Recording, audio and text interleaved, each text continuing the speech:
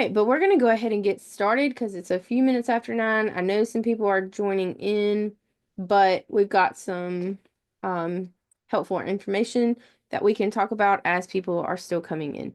So tonight, if you are new here, we are looking at the second section of the reading. We are looking at craft and structure.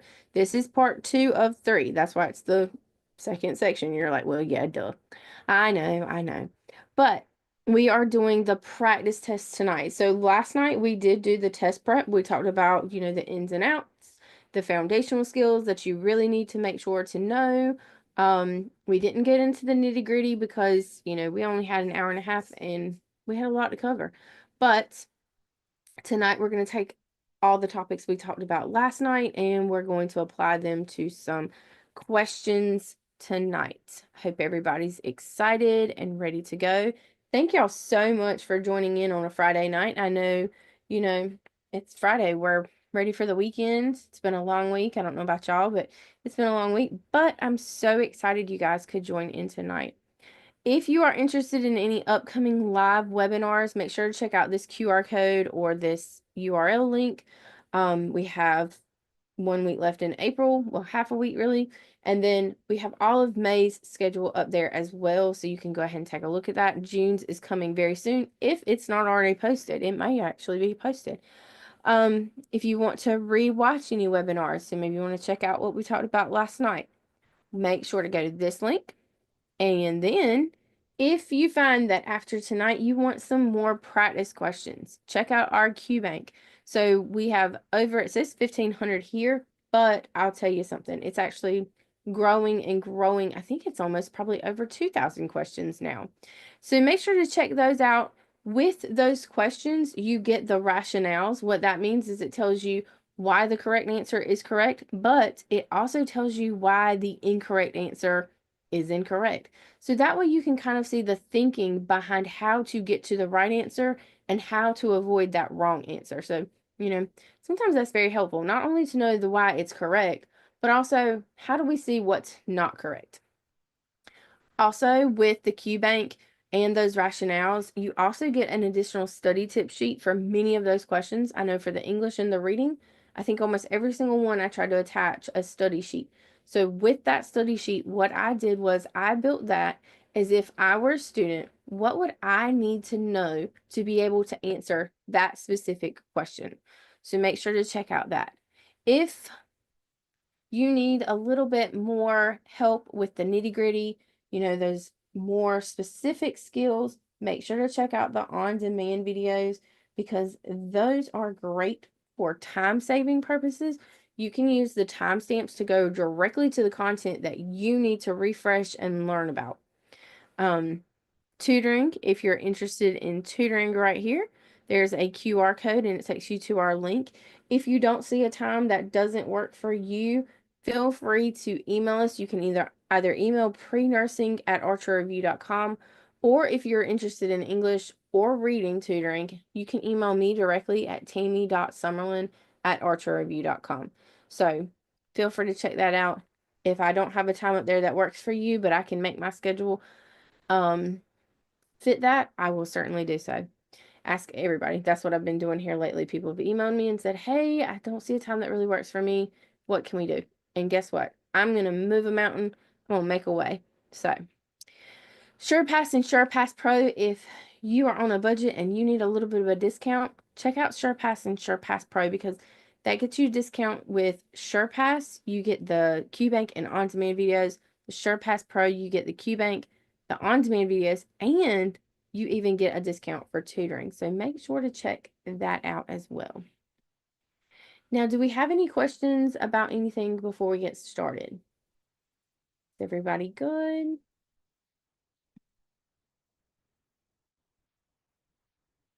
Everybody excited to spend a Friday night doing a practice test?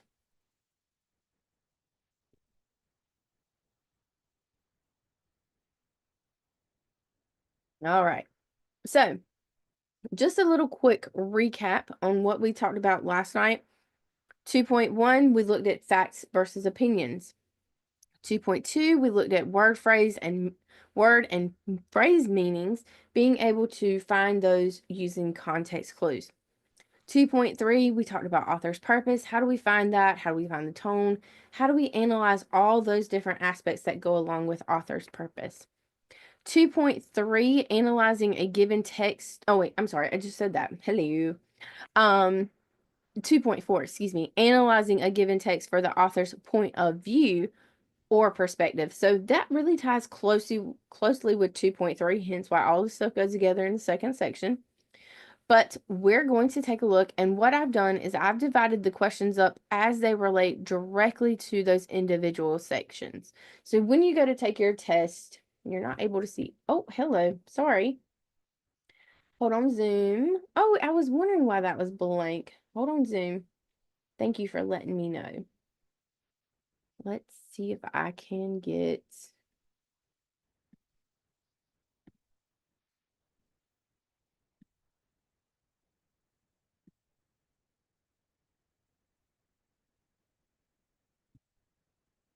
What about now, Zoom? Can you see?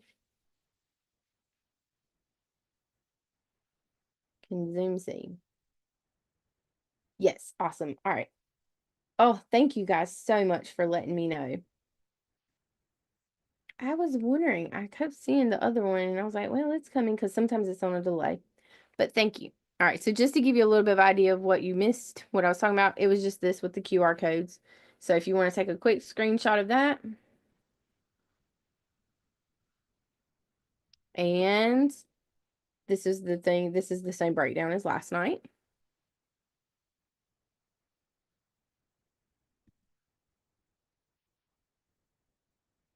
All right, so we're going to go ahead and get started then with 2.1, differentiating between fact and opinion.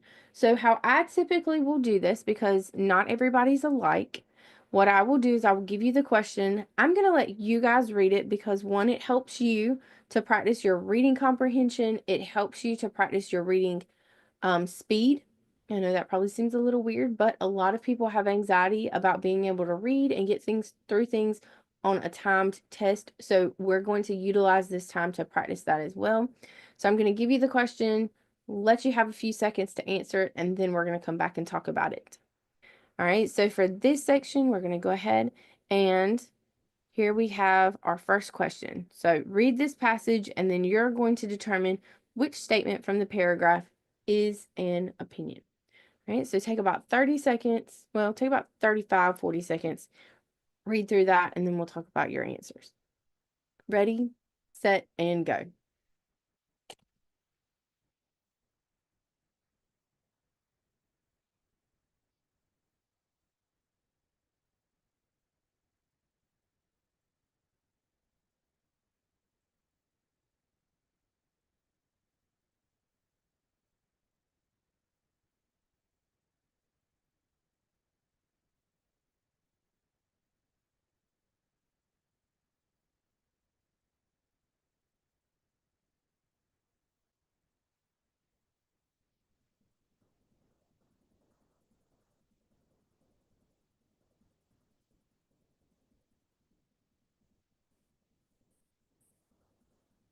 All right, go ahead, find your answers, get those typed in. If you want to use the chat or the comment section, I always encourage that because it helps me see how you're doing.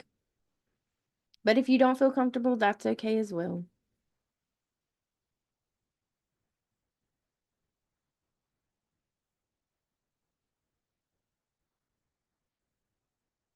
All right, let's take a look. So for the correct answer, you should have selected answer C. Oh, somebody said, is this the first question? Yes, it is the first question. So now, remember, the correct answer was C for this one. With the opinion questions, what we're doing is we're keeping a couple things in mind. We're asking ourselves, is this something that could change from person to person? Because that's what an opinion will do. And then also we're going to look for those value words. Remember we talked about best, worst, things like that that can change again from person to person. Everybody can have different, oops, sorry, hold on, I got There we go. All right. So with A, research suggests that regular physical activity can improve cardiovascular health. Now remember, if it's not an opinion, it's probably going to be a fact then, because that's the opposite of the opinion.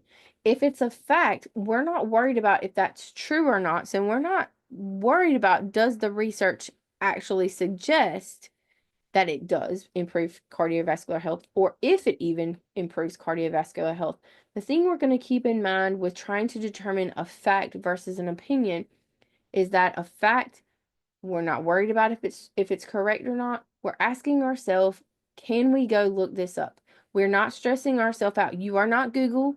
No one should expect you to know every single topic off the top of your head. So don't psych yourself out. Don't stress yourself out going into these questions thinking, oh, well, I've got to know if this is 100% accurate. That's not what we're looking for. We're looking to determine, is it an opinion? Well, this is something we could go look up. Research suggests, could we go look that research up? Yes, we could. So that means it's going to be a fact. B, many health organizations recommend at least 150 minutes of moderate exercise per week. Now, again, you may think you need more. You may think they need less. But what we're asking ourselves is can we go look up and see, are there several health organizations that recommend at least this? Maybe we're going to take a tally or make a bar graph or something like that. So that's something, again, we could go look up. So B would be a fact. C, some people claim, there's that word claim. So that's another word. If you're not familiar with that, claim is another word for argue. And typically, when we're making an argument, we're basing it off of our opinion.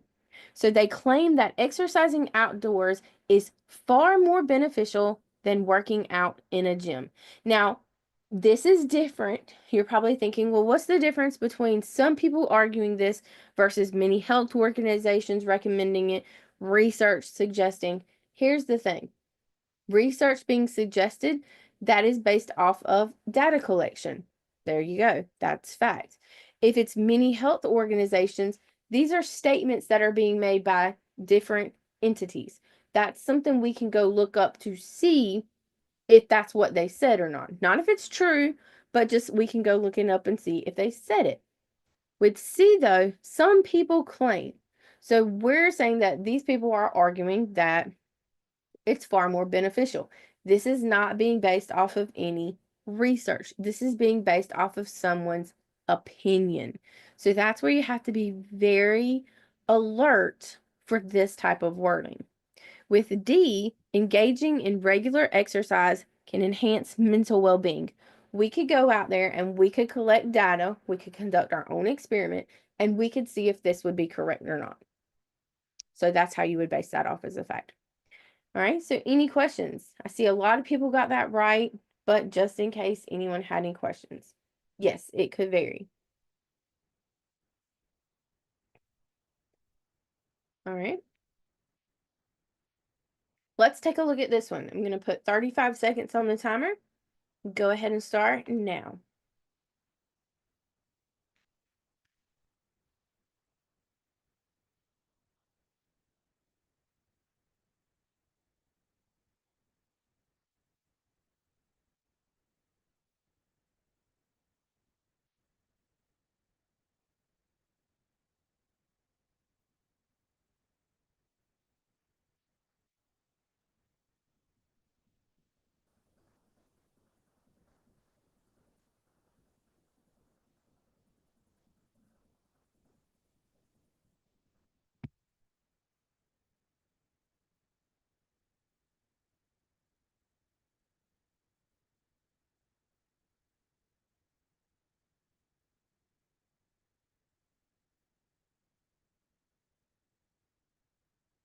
All right, just a few more seconds to get your answers in.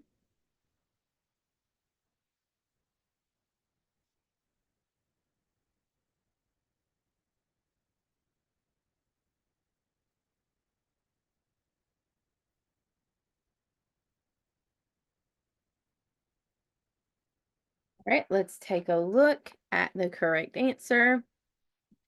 It would be C. So hold on just a second. We're going to go back over here. Some people believe, so again, there's that same phrasing. Some people believe that organic foods are significantly healthier than conventionally grown. So this one's not based off of facts. It's not something we could actually go look up to see if it's true or not. This is something that could change from person to person with the belief. All right, let's take a look at this one. Now we're shifting and we're looking for which statement of the paragraph is a fact. All right, so take 30 seconds for this one, and then we'll come back and check it.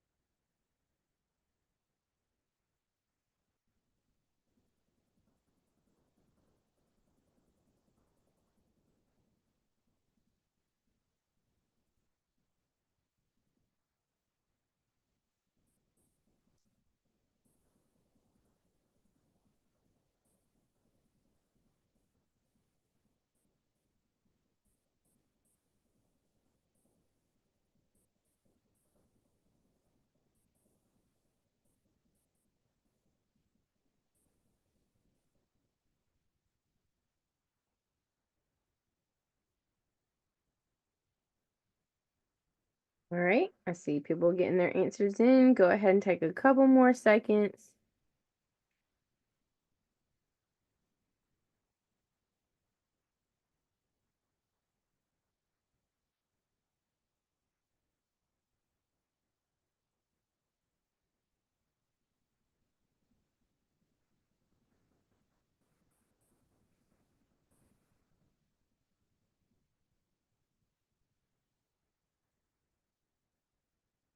All right, the correct answer for this one is A. Good job, everyone.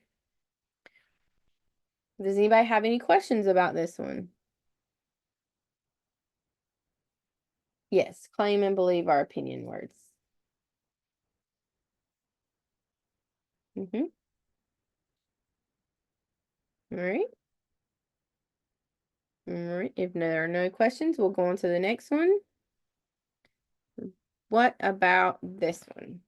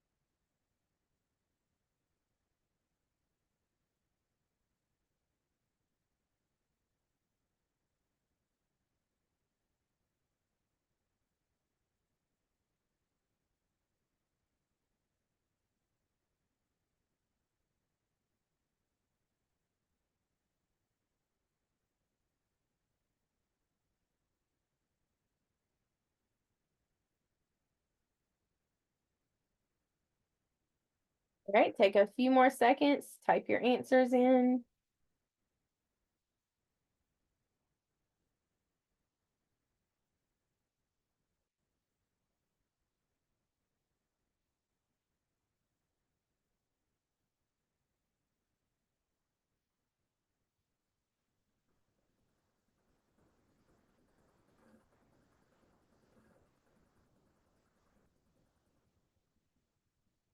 Alrighty.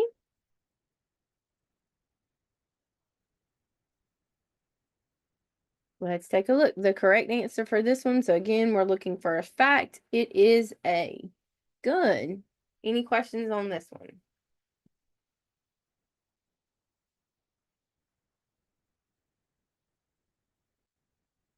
So why not C?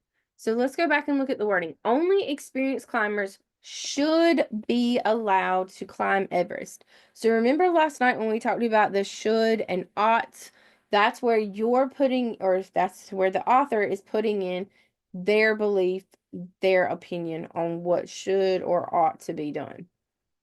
So someone else might think that anyone should be allowed to climb Everest. So should is the key word there in C.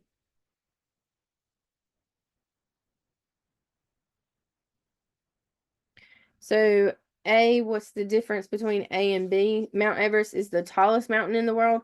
It may not be. I couldn't even tell you that off the top of my head. And I wrote the question.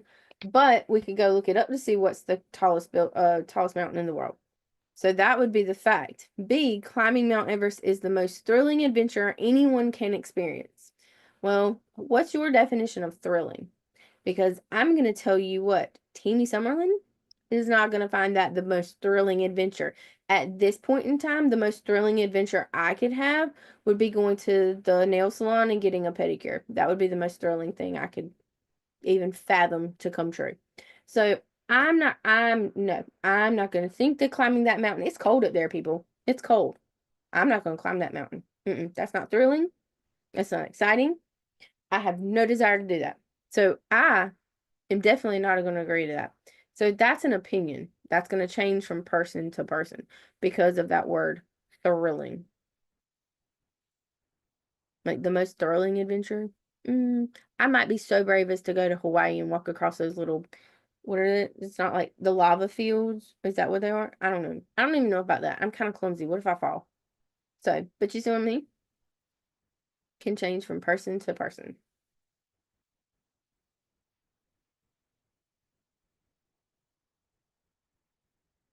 All right, everybody good? Any other questions? Good questions. All right. So that's what you're going to see for 2.1 with fact versus opinion. So again, keep that in mind, those tips and tricks. Can I go look this up? If it's a yes, then that's a fact. If it can change from person to person, then that's an opinion. Make sure to start thinking about, do I see any of those value words? Now with 2.2, we're going to look at word and phrase meaning using context. So we're trying to figure out, what does a word mean? But we also started talking about figurative language and literal language. So that's where our first question for this section is going to come into play. So read this sentence, and I'll read this one to you because these aren't very long. The baby's cry was as loud as a siren. Which of the following figurative devices is used in the sentence? Is it A, a simile, B, metaphor, C, hyperbole, or D, personification? Go ahead and type in your answer. What do you think? What type of figurative device is being used in that question?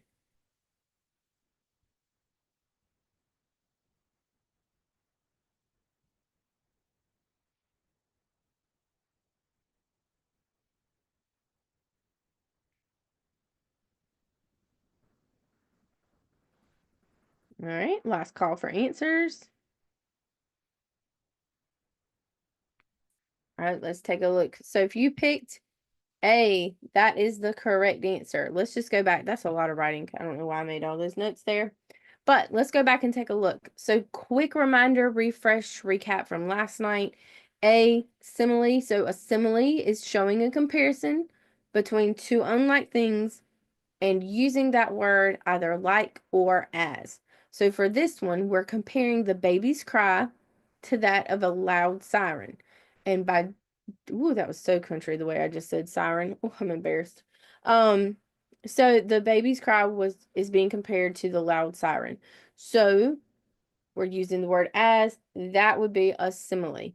Now, if you had made that comparison but not used like or as, then it would have been a metaphor. A C, that's a hyperbole. Remember, that's just an extreme exaggeration. I told him to take out the trash a million times.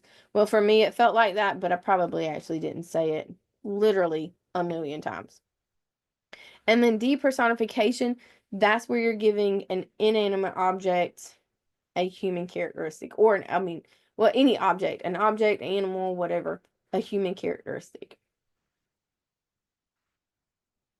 So yes, a metaphor is also a comparison between two, um, it would be two unlike things. That's why you're comparing them.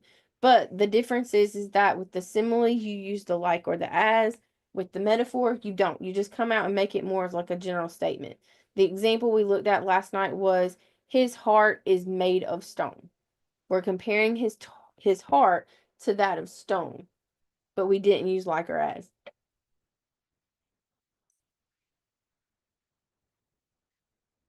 Okay. All right, let's give it a go at another practice question. Take a look at this one. The classroom was a zoo during free time, with students running, shouting, and laughing nonstop. Which of the following figurative devices is used in the sentence? Is it A, simile, B, metaphor, C, personification, or D? Now, we didn't really talk about this one much last night, but I forgot that one. Onomatopoeia.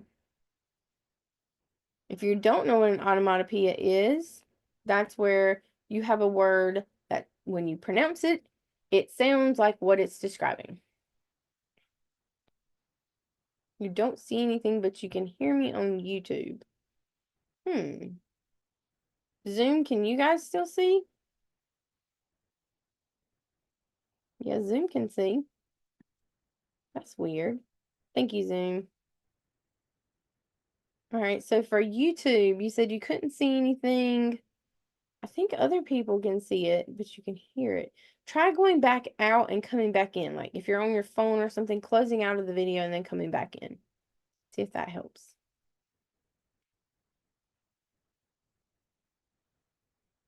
All right, so go ahead and get your answers in. The correct answer for this one, oh, can you give us an example? I sure can. Yeah, give me 1 second.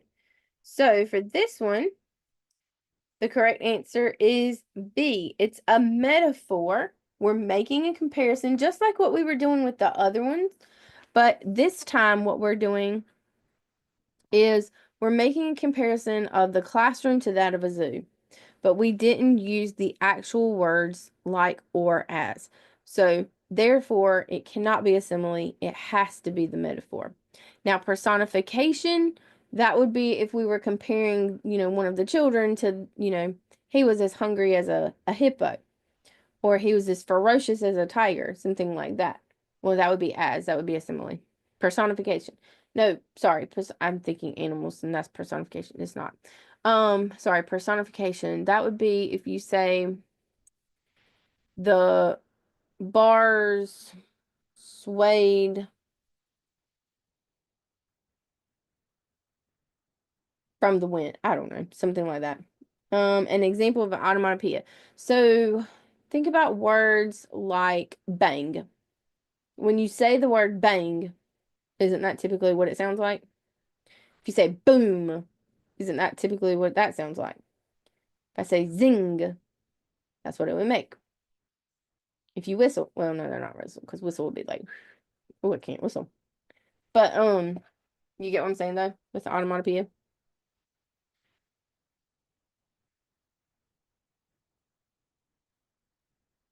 Tara raised her hand. Does that mean you're good, or did you have another question?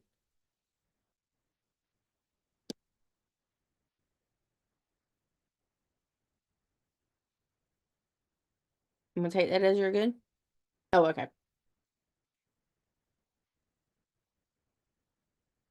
Sizzle would be another one. Cuckoo, like a cuckoo bird. Because what does he say? He says cuckoo. That was a good one. Oh, all right. So let's take a look. What about this one? Read the sentence below, then answer the question. A soft breeze whispered through the towering pine trees as the moon cast a silver glow across the quiet forest, where fireflies flickered like tiny lanterns in the night. Which of the following describes the mood created by the word choices? Remember, we talked about that last night.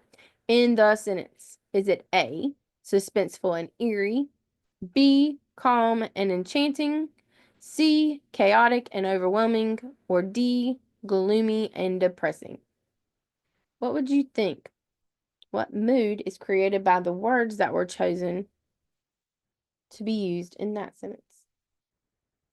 Go ahead and get your answers.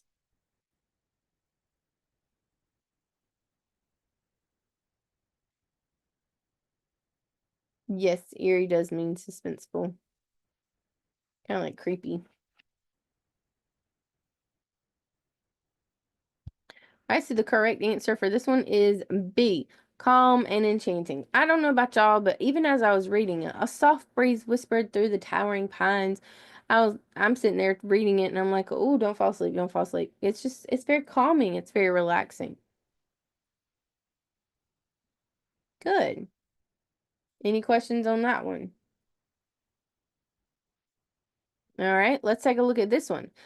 The crackling fireplace cast a golden glow across the cozy cabin as the scent of cinnamon and pine filled the air, wrapping the room in a warm embrace. Which of the following describes the mood created by the word choices in the sentence?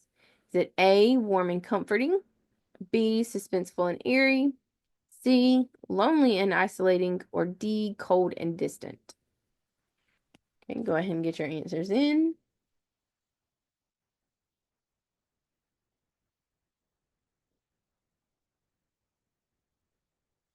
All right. The correct answer for this one was A. So words like crackling fireplace, golden glow, cozy cavern, they give off that warm safety and contentment. All right, any questions on that one?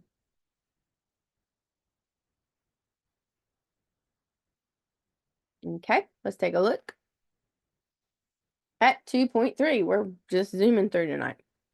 So 2.3, analyzing a given text for the author's purpose. So before we get started on these questions, let's just do a very fast recap of last night. Author's purpose, the why behind the writing. Why did this author write this piece? And remember, we talked about a couple of different types. Inform, persuade, entertain. Remember those? So that's where we're going to take a look here. So with this, you also need to be able to evaluate point of view. So for this first question, in a novel, the narrator describes the thoughts and feelings of multiple characters but does not participate in the story. This indicates that the point of view is which one? A, first person, B, second person, third person omniscient, and D, third person limited. So, based off what we talked about last night, which of the following would you think that this would be given this description?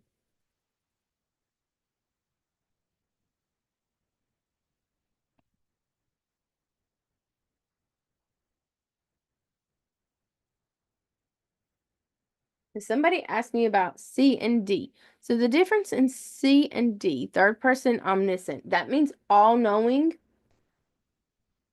from different perspectives. D, third person limited, means that you only have insight into one character's thoughts and feelings. So based off of that, what would you say the correct answer would be?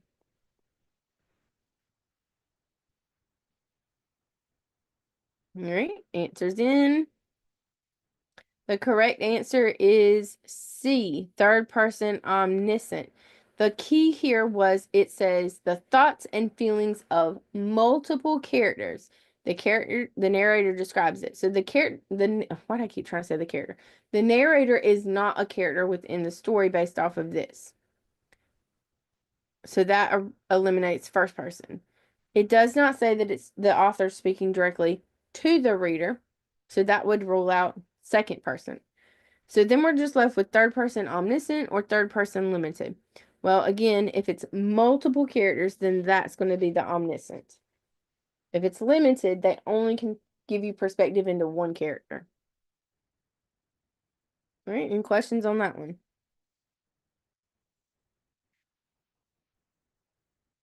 All right. What about this question? In a novel, the narrator is a character in the story and describes events using I and we, sharing only their own thoughts and experiences. This indicates that the point of view is it A, first person, B, second person, C, third person limited, or D, third person omniscient? You can go ahead and get your answers in.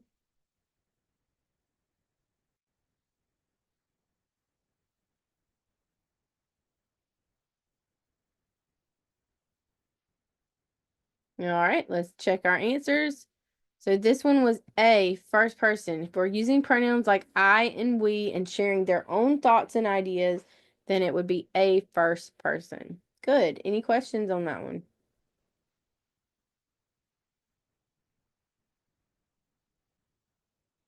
Yes, omniscient and limited is only applicable for third person only.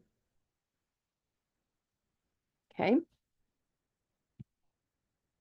Let's take a look. This one has a longer passage with a question about perspective. So I'm going to put 45 seconds on the timer and then we'll come back and check it. Ready, set, and go.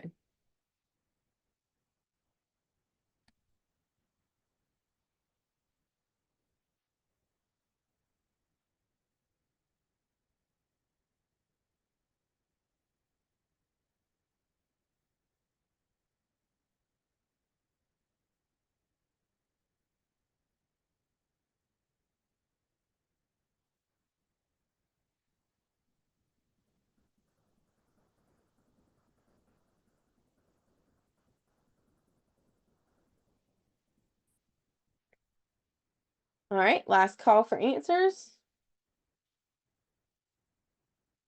And there's our timer. So what is the author's perspective in this passage?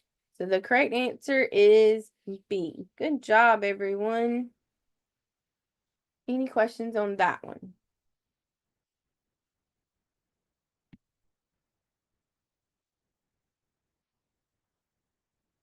All right, let's take a look. Why not A? So with A, oh, I'm sorry. Renewable energy is too expensive and unreliable to replace fossil fuels. So with this one, the passage, it does mention about the critics' thoughts on arguing renewable energy being too expensive, but the author's not making it their own perspective, if that makes sense. So even if you reference to the critics' thoughts on it, it may not necessarily be the author's own thoughts on it.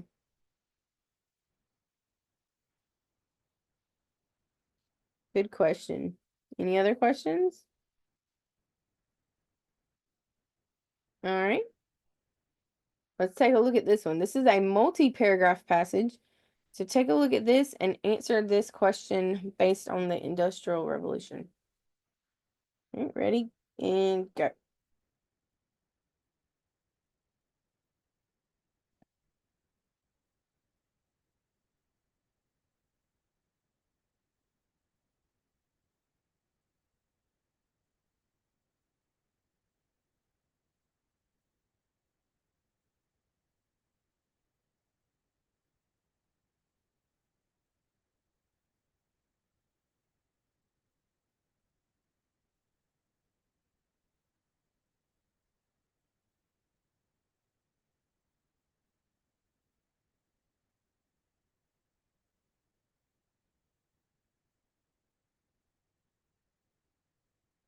All right, last call for answers.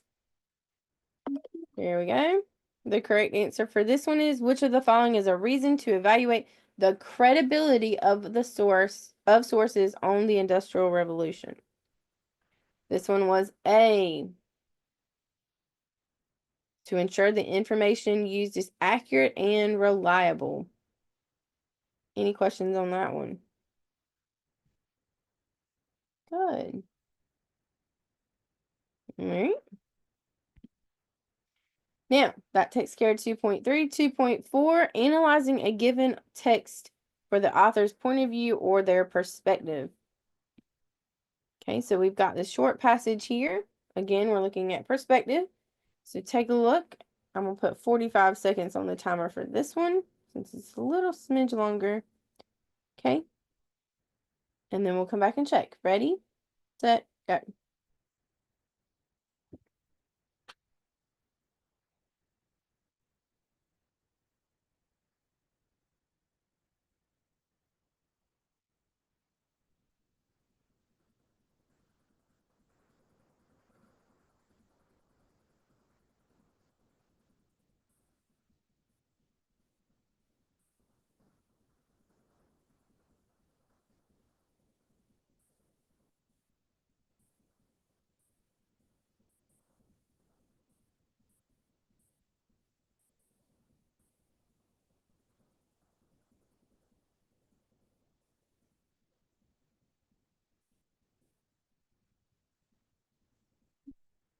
All right, there's our timer. Perspective and point of view are the same. Yes, pretty much. All right, the correct answer is B. Good job, everyone. Any questions on that one?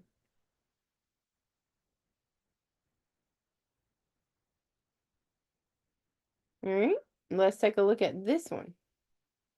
Okay, take a few seconds and then we'll check it.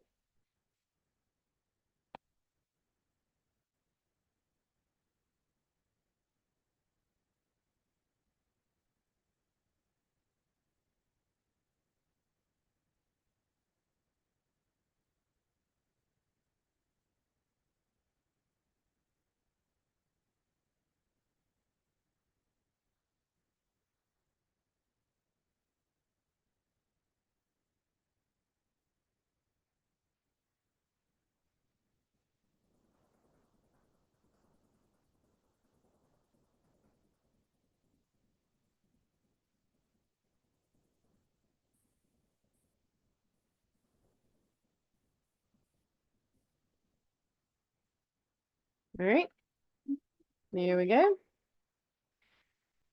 The correct answer was B for this one. Any questions on this one? You guys are just doing amazing. All right, well discuss D also. All right. The author supports hello, got tongue tied. The author supports continued reliance on fossil fuels for economic growth. Oops, where did I go? So here we go. So for this one, what's the author's perspective? So the continuous reliance on fossil fuels. As passionate environmental advocate, I firmly believe that the urgent action must be taken to combat climate change. Human activities such as deforestation and the burning of fossil fuels have significantly contributed to rising global temperatures and extreme weather events. If we do not transition to renewable energy sources, um, and implement stricter environmental policies, we will continue to see devastating consequences for future generations. It's our responsibility to prioritize. So with D, continue reliance, they don't support it because they're trying to get away from fossil fuels.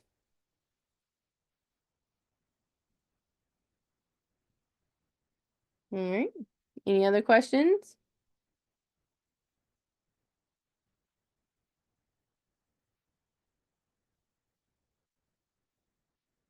Everybody feeling good about that?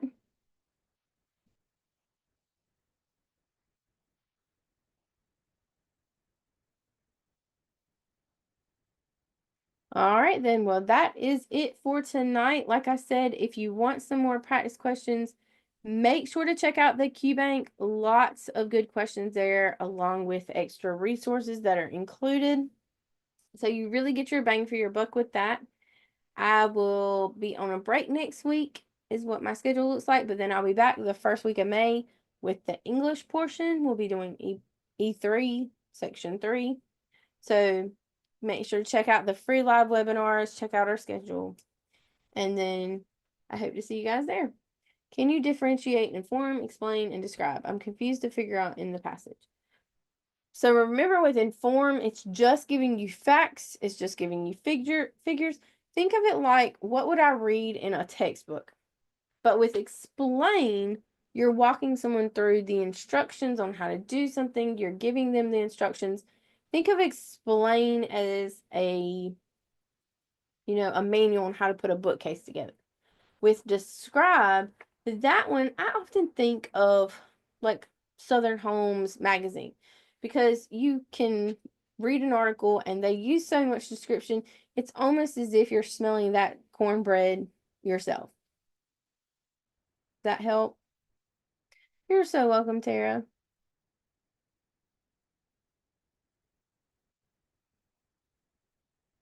Thank you, YouTube, for joining in. I hope you guys had fun. I'll see you next time. For the person that had the question about the different, did that help? Yes. Description has the sense words. Yes.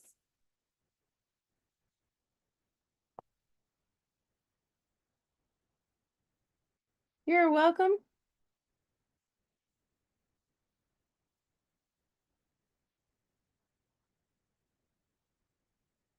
Alrighty.